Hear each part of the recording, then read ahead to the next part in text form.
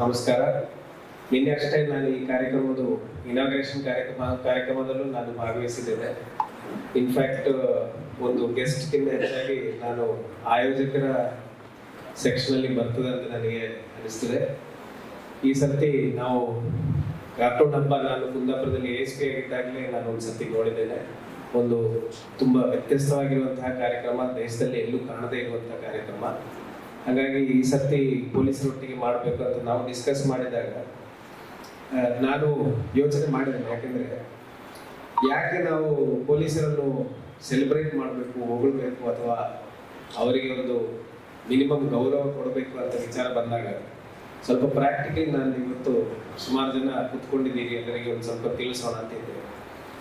ಮಾಮೂಲಿ ಒಬ್ಬರು police ಸ್ಟೇಷನಲ್ಲಿ, Manipal police ಸ್ಟೇಷನಲ್ಲಿ ಒಬ್ಬರು ASI, ಯಾರಾದ್ರೂ ಒಬ್ಬರು ASI ಹೆಸರು ಬರಲ್ಲ, ಅವ್ರದ್ದು ಒಂದು ದಿನಚರಿ ನಿನ್ನೆ ಸ್ಯಾಟರ್ಡೆ ಹೇಗಿತ್ತು ಅಂತ ನಾನು ಸಿಂಪಲ್ ಆಗಿ ಎಕ್ಸ್ಪ್ಲೇನ್ ಮಾಡ್ತೀನಿ.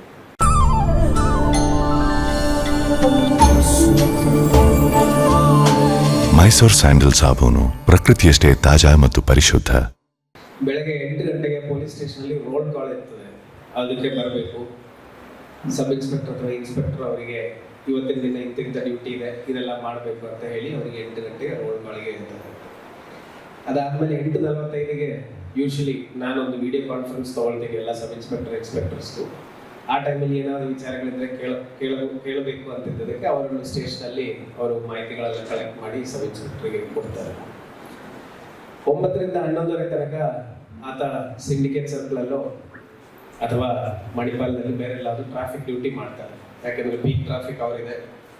ನಮ್ಮ ಪೊಲೀಸರು ಇಲ್ಲದಿದ್ದರೆ 100% ಅದು ಫುಲ್ ಜಾಮ್ ಆಗ್ತದೆ. ಅಲ್ಲಿ ಹೋಮ್ ಗಾರ್ಡ್ಸ್ಗೆ ನಾವು ನೇಮಕ ಮಾಡಿದ್ರು ಪೊಲೀಸರೇ ಬೇಕು ಅಂತ ಹೇಳಿ ಸಾರ್ವಜನಿಕರು ಇನ್ಸಿಸ್ಟ್ ಮಾಡ್ತಾರೆ.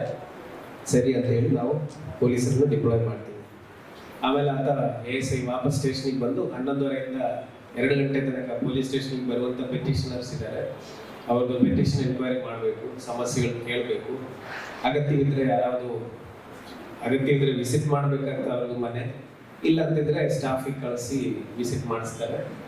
ಬಟ್ ಕೂತ್ಕೊಂಡು ಆ ವಿಚಾರ ಬಗ್ಗೆ ಡಿಸ್ಕಸ್ ಮಾಡಬೇಕಾಗ್ತದೆ, ಸಮಸ್ಯೆಗಳನ್ನು ಸಾಲ್ವ್ ಮಾಡಬೇಕು.